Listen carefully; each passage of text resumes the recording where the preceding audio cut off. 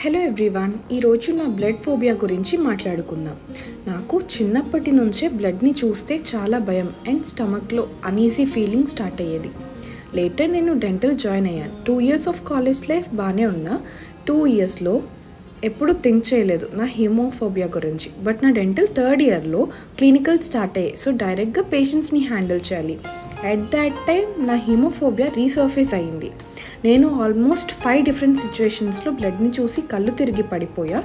ఇదంతా చూశాక నాకు అర్థం కాలేదన్నమాట, ఇప్పుడు ఏం చేస్తే నేను దీన్ని ఓవర్కమ్ అవుతాను. ఎందుకంటే బ్లడ్ని చూస్తూనే ఉండాలి డెంటల్ అన్నాక. సో ఈ సిచ్యువేషన్ అంతా తీసుకెళ్ళి మా ఫాదర్కి చెప్పా.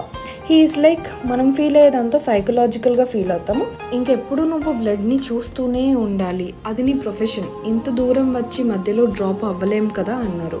సో నేను హీమోఫోబియాని ఎలా ఓవర్కమ్ చేశానో తెలుసుకోవాలి అని అంటే కామెంట్ చేసేయండి. Thank you for watching.